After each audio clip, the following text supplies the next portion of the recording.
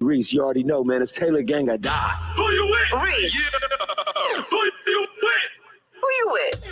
Started off with the hype bell. We're going to get right into it, man. Your boy Reece checking it live from Media Campus West. Got a very special guest on the line right now. He just left the city. We tried to get him while he was here. But you know, paparazzi and the fans wasn't going to let that happen. So now we got him via satellite coming in live off his tour, man. Shout out to the homie Christian Keys in the building, man. Actor, singer, father. If I got a tagline called Who You With, but we say it too many times, he going to start stepping. Y'all know why, man. The brothers in the building. What's good with it, homie? What up, though, man? What's good with you, boss?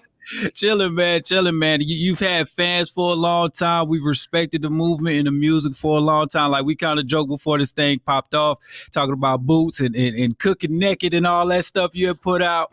Then the acting took off. And you know, I got a bone to pick with you, bro, because, you know, I think it's in your contract that you have to be with the most beautiful women alive in your contract when you do shows and movies and stuff. We done seen you with Robin Givens, you know what I'm saying? Now, you and all the King's Men. You got my secret celebrity. She like family, so I can't say crush, but it's like the homie, you know, Eva, you got Rashawn Ali. It's just so many dope things going on in your life right now that just don't stop at all. Even when the writers took a strike, you didn't. You said, you know what, I'm just going to drop an album. Joke's on you. Now you on tour. What's up, bro? You ain't never lied. First of all, man, it's a blessing to finally get this album out. I've been working on it for 2 years and it just ended up being a perfect storm. Clearly, I'm going to stand in solidarity with the Writers Guild because I'm a member as the creator of All the Queen's Men. But also just as a creative, man, just wanting to get this music out to the world. And Eva's the homie. We started working together. We've been cool maybe for about 12, 13 years. We did a movie back, another project I wrote a while back. And man, we just been cool since, man. She's great. She was one of the only people we were looking at to play Madam on my show. And she coming in killing it, literally. So yeah. I'm just glad to be here, man. And we're going to keep making great stuff that the Black and brown communities is going to be proud of. Absolutely, bro. You doing it. You killing it, dog. Tell me about that, All the King's Men. Tell me your full involvement, because you see Tyler Perry on it, but you're just more than an actor on it. So kind of talk to me about that a little bit. Absolutely. It's Tyler Perry Studios, but it's my show. I wrote it. I created it. We were actually in pandemic, so I ended up not only writing the pilot for it and building out the arc for the first season, but also writing most of the first season because it was COVID and we couldn't really have a writer's room. So that was a blessing in and of itself. And I ended up writing like 80%, 85% of the first season. So ended up helping cast most of the roles along with Michelle Sneed, Elon Johnson, and DeAndre Short, Tyler Perry's scripted department.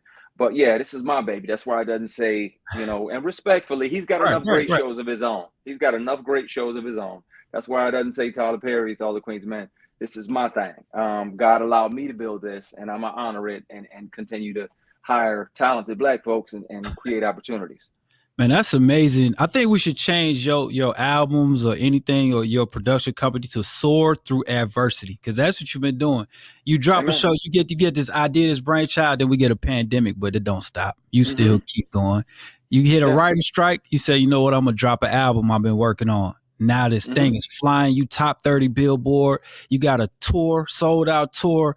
Fans everywhere. They requesting music. This might be one of the. I had Leela James on, and I was telling her like, you got like the unofficial wedding song. I was telling her. Now I'm like, now you coming for the title for the wedding song, bro. Yeah, man. They Under That Veil. It was received so well, man, and I'm grateful because at the end of the day, I'm manifesting what I want. I've never been married, so at some point I would like to get married. I would. Maybe, after I get married, have another kid, maybe a daughter this time, I'm thinking, but that's a conversation for later. But yeah, what I'm saying? If it happens, it happens. So, we'll see, but I'm just excited to get this work out there. And then people are loving on the album. They're loving the red wine mix, the acoustic version of Under That Veil. So it's a lot of good music out there, man. And you mentioned Leela. Leela's a G. So love her work. Yeah. Yeah. Hey man, they say a little while ago it was a little trend saying that R&B is dead. Now when you dropping songs like these, bro, like you Yeah. really bringing that R&B vibe. You could tell you came up in the time where artist development was a thing, where you worked the stage. You got the ladies fainting and falling out. They had to call the ambulance when you was at City Winery here in the A. I saw, yeah, he really doing R&B. He gonna come out the shirt. He gonna get in the crowd. You know what I'm saying? Tell a few jokes. It's like you like to combine all of your attributes from the acting and just being personable as well, bringing that to the stage, man. You kind of bring that to the stage, man, and we can all see it and appreciate it. Yeah, man, I want to give them a show, give them an experience, not just stand in one place and, sing 5 or 6 songs. I want to move around and sing 10 or 12 and make sure you feel me and tell some stories. Why is this song important? Where did this song come from? What is the reasoning behind Cook My Dinner Naked? All of that good stuff, man. A couple wardrobe changes. I don't get as fly as Beyonce. But, and I can't change clothes as fast as her either. But she's a whole nother level of great. But it's just, I want to give them an experience, and I want to give them their value and their money's worth. Got you, man. What's your creative process? Because I'm thinking it might be a little bit different because you have two separate yous. You got the writer you when it comes down to these shows, and you got the writer you when it comes to the music. But then you got the videos, and all of your videos seem like full feature films. Well, that's where it kind of comes together perfectly. But what's your process when you get into the studio to create these albums? I think that my go-to thing is to make sure, process-wise, that it's honest. If I make honest musical moments and tell honest musical stories, people will believe it. Now they can connect to it. Now they can build some memories around it and with it. If I'm just trying to sound like this person because he's great and he's selling a lot, or this amazing artist because he's selling a lot, they're going to see right through that. And I don't want to be a watered down version of somebody else's greatness. I want to be my own version of an honest creative, an honest actor, and an honest musician. So that's my process. But literally, you can throw a word at me, and a song will, my mind will start writing a song. Under That Veil, I was answering the question. My brother's like, "What's your dating like?" And I'm like, "Man, if I can't see a chick being under that veil, we can't date." And my mind clicked and was like, "Hey, that's a song." And I was like, "Okay, well, why are you bothering me? Write it." So, come on with it. Yeah, come on with it, man. Stop. You could have been writing already. So that's my process. Life gives you the best pages, the best inspiration in my experience. So just living life and honest conversation with good people will spark some of the greatest ideas ever. Man, that's it from the man himself. Now you talk about Under That Veil. If you meet a lady, you see her, and then you kind of imagine her under that veil. But she got to know too. You coming with everything, young brother got his stuff together, good father, and he's a certified massage therapist. Let's talk. Yes, yeah. And I might take you to Cheesecake Factory because I like cheesecake. So what I'm saying? It's the whole internet went crazy over that, and it's like, and even at the end of the day, if you with your right person, it don't matter if y'all sitting at the park on a blanket reading a book together. The right woman is going to appreciate the time that you give her. And so she's going to be fine at Buffalo Wild Wings because she might be a sports fanatic. Y'all might have a little rivalry. She might be a Golden State fan, and I might be a Laker fan, and she talking trash the whole night. But it's one of the best dates we can have because we bonding over the trash talking. Hopefully my team wins. She wants hers to win. The right woman is going to understand that anywhere with you in the right relationship, it ought to feel like vacation. It ought to feel like your love should feel like home. And if it ain't that, love should feel like home. Yeah. If it ain't that, then I'm cool. Then I don't want it, and I'll wait for mine. That's right, man. That don't mean we ain't gonna step out, Miss Lady. But you know what I'm saying? You're right. Yeah. The right person. I said this too. I said the right woman to have a date with you through the McDonald's drive-through. You know what I'm saying? Clear. She gonna be like, if she like you, she gonna like wherever y'all at together. That don't mean don't take her somewhere fancy or y'all can't step out every once in a while. But you know what I mean? It ain't just a food date. Yeah, no, we're gonna do that too, absolutely. But if she want Shake Shack or Whataburger and she want to sit on the roof of the car or sit in the back of the pickup and listen to music, her favorite playlist, and eat burgers under the night sky, damn it, we gonna do it. That's it. That's it. That's the date tonight. How about that? That's another song, Burgers Under the Night Sky. I ain't mad at it. Hey, man, we got Christian Keys right down the radio style. If y'all just tuned it in, man, I just wanted to just give him his kudos and everything for all the dope things you're doing, breaking that top Billboard 30, about to probably be in the top 10 as this thing keeps picking up and building up steam. Claim it. Exactly, bro. You got shows, and I don't mean you just acting in shows. You got your own shows going here. What do you think? Do you see yourself in the podcast space or the media space anytime soon? Because you seem to have that personality where you can hold those conversations and stuff like that. I would love to, man. I absolutely would love to. Like, I kind of do a live thing every Sunday. I ain't want nothing podcast. Playing old school music and R&B and bringing people in, maybe playing games with people, things like that, on the podcast eventually. But I want to have enough time to do it right. So right now I'm gonna focus on music and acting. If I have enough time to where I can do it and do it properly and bring value to it, then absolutely. Yeah, I see you on that too. I just also wanted to shine some light on you because you're doing some great things for National Adoption Month. Tell people why you wanted to get involved with that. We already see you with the Boys and Girls Club, obviously being a great father. But tell me about what is the connection with the adoption agencies and just making sure people understand what's going on with those kids. Got you, man. I definitely think it's important to make adoption an option. As somebody who was adopted twice, the first one didn't go well at all. It was horrific, actually. And the second one saved my life. Michelle Johnson said, "Hey, we're going to get your stuff." I was like, "Nah, it's okay, Miss Johnson." She said, "Get in the car. We're going to get your shit." And that's what you knew. Yeah, and I was like, "Yes, mother." And that was the process. She ain't need no paperwork. She ain't need to get paid, or she ain't need a check. She was like, "Get in here and let this family love on you." And they taught me how to be a man, taught me how to value them and how to value myself, taught me responsibility, unconditional love, man. And you never know, with adoption, you might be saving and definitely changing some young person's life. And there's a lot of young people out there that are amazing and talented, and they just need a shot. And a lot of them don't feel valued. They don't feel loved. They don't feel worthy. And you could be the difference in that. If you're thinking about it, if you're considering it, look into it, because I'm here because a magnificent Black woman took a chance on me, and she changed and saved my life. Let me hit the hype bell for that, man. That's amazing. I've met so many dope people that have come through that process. Willie Moore Jr. We had a state representative here, Erica Thomas. We had presidents that have been adopted. Y'all look this thing up, man. This brother right here, had you not been able to find that love in that family, you might not be who you are. You're destined for greatness, but you might not be where you are right now as fast because you were able to, to get that good base and solid background. Right. And when you're loved and shown love, it helps you heal. And I was able to, set down some of that trauma, process some of that trauma and the child abuse and the beatings and the neglect and all that stuff. I was able to process some of that and heal from it, realize a lot of that wasn't my fault. Stop blaming myself for stuff that ain't my fault. That's weight I don't have to carry. I can set that stuff down. Started dissecting the lies that I told myself because of these things, because of these feelings of unworthiness and because of being passed around and nobody really wanted to invest time and energy and love into me.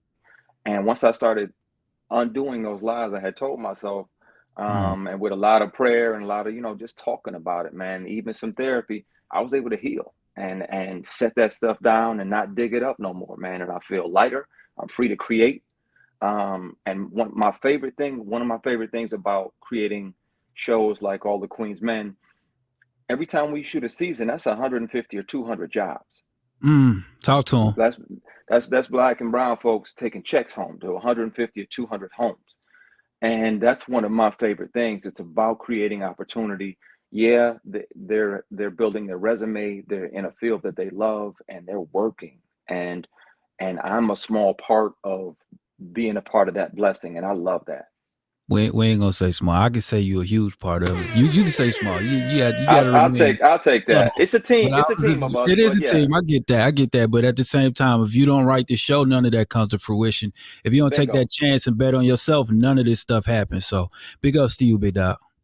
Thank you, big dog. Appreciate it, man. For sure, man. We're going to get into this fast forward. It's Thanksgiving, so we got a couple of fast forward Thanksgiving theme ones, and then I got an extra bonus question. All right, so as we get into this holiday, man, talk about when you put your plate together, what 3 sides do you want to see on that plate? Mandatory. I need that mac and cheese. I need to get to the yams. I need to get to the yams. And then I need and them greens, man. I gotta have them greens. Man, those 4 go-tos, bro. That's it. Yeah, mandatory. The turkey and gravy and all that, that's cool. I'm here for the mac and cheese and the yams, honestly. I feel you on that. You can give me half a pound of mac and cheese and some half a pound of yams, and I'm good. I'm good to go too. I feel you. And the right type of cranberry sauce. We need the kind out the can. I don't want the little berries. They be having seeds in it, and you know you ain't get all the seeds and the berries is different colors.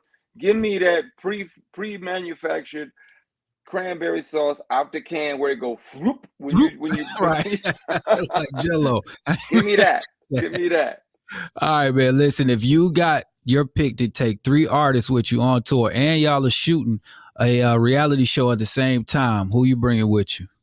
Oh my, that's a good question. Never been asked that one. Okay, let me see. I gotta go with because he's from the newer school, but he's got an old soul and he's a monster. I gotta say Luke James. Okay. We gotta have some boss level femininity in there. So like a Coco Jones, I think that'd be dope. She'd add a lot of sauce and flavor to it. Mm-hmm. And you said 3, and then I would want you know what? It'd be funny, and he would ground us. And plus, he's an opera trained singer and a friend and a goon. And I say Kenny Lattimore. Okay, so this is what you did. I don't think y'all peep what just happened. He just wrote a whole new TV show too. Because I said reality show, but he picked 3 people to act. They do sitcoms and things like that. So in dramedies and stuff. So he's like, you know what? I'm gonna put together a whole nother show. He's always looking for another bag. I ain't mad at that. Yeah, and plus, I mean, that would be a hell of a show. It really would. That would be. Musically, all 3 of them. Yeah, I already know I'm open, and that's fine. Right. I don't know. I don't know. Luke, Coco, and Kenny Lattimore, I'm open to that, and that's fine. I want to see the rest of the show, so there you go. I want to open, and I'm a show out now. But just that whole that concert would be fire. Definitely, man. All right, now we back to the Thanksgiving table. Let's say they say, hey, Christian, we could pick any main course you want. We throwing out the turkey, we replacing it with something else. What are we replacing it with? We're getting rid of it. What did the turkey do to anybody? Why are we getting rid of the turkey? Well, sometimes the turkey just tends to be dry, so we got to do something else. Okay, yeah, dry turkey. We can't have dry. We can't have dry nothing. Nothing. We can't have nothing dry at all. Let me step away from that. If they replace that with something, I could go with. If we had to lose the turkey, I could go with some fried chicken. I could go with some. You can't lose with, but it depends on who makes it. As long as it's seasoned. That's real. Yeah, I can mess with that. There we go. All right, so we're going to replace it with the fried chicken. I ain't mad at that, man. All right, so look, you could tell yourself anything at 17 years old. What would it be? Am I allowed to cuss or not? Absolutely, bro. We can beep it out. Heal. Set that shit down and heal. Take the responsibility for the stuff that is your fault. Stop blaming yourself for the stuff that ain't, and set it down and don't keep picking it back up. Heal. So that way you can fly. I like that. That goes back to that song Through Adversity. I ain't mad at that at all. All right, last question. It's our bonus question. This is something we ask all our fathers. What does fatherhood mean to you? Oh my God. What it means to me, that's easy. Trying to set up my son to do better and go farther than I've ever gone. Try to help him sidestep any of the mistakes that I've made. Try to be what I needed when I didn't have a father around. Try to be that for him. And now that he's, my son is in the Army now. And so we're having grown man conversations, and I love that because the friendship is there, the honesty, and you know, he'll talk a little trash to me because he is a Warriors fan. I am a Laker fan, so we be talking cash, SHIT. We be talking it, but it's a respectful thing, and I love that bond. So it means all of that and more. But just trying to help set him up for success and to possibly go further and be brave. You know, educate yourself in these spaces because he sings too. But I want to see him, you know, attack it strategically, but I want to see him go after it, man, and go and really lean into it. So that's what it means to me. That's dope, man. You said a couple of things that kind of touch where I'm coming from too, because me and my pops, we actually have a podcast together called Pops Knows Best, because I wanted other people to experience that knowledge. And two things happen. One, fatherhood for me is having someone to use me as a stepping stool. So stand on my shoulders. Like a lot of times we see fathers trying to be the father when it's like, nah, you need to learn from anything I know and anything I messed up on, so you don't do those things. And you said just that. And then the second thing is just like, man, look, I want you to win no matter what. And if that means our partnership and bond grows past father and son, it grows into friendship and partnership, and that's what it's supposed to be. So that's dope, bro. Exactly. And he's already braver than I was. Like, he was doing talent shows at like 17 years old and winning like first, second, third, whatever he's winning. But yeah, I was scared of my own shadow back then, and he's so much braver than I was. So I love that about him, and it just means that between myself, God, and his mom, you know, we did a good job, and we're still doing a good job. That's what's up, man. Congrats to you. Let me hit that high bell one more time. We're gonna see that song in the top 10 very soon. That tour still going strong. What city you in next, bro? We open in Philly tonight. We open in Pittsburgh tomorrow, and then next week. We open in St. Louis at the winery and Chicago at the winery. So pull up, man. These shows are gonna sell out. It's gonna be an experience, man. It's not the big beige dude that you see on TV. I'm introducing them to the musical side of me, you know. And I was raised by some James Brown, some Muddy Waters, Howlin' Wolf, Prince, Mike, Luther, Whitney, Stevie. And so you get to know that musical side of me and why I have a passionate love affair with music like I do. There you go, man. That winner smile, great voice, and he's going to give you a show. Appreciate you for coming on the show, my brother. Of course, brother. Thank you for having me, man. For sure. All right, y'all. We're going to get back to this music on this side. This Majic 107.5, 97.5. Of course, your boy Reec on the Reec Show. And we broadcast live from Media Campus West. We are gone.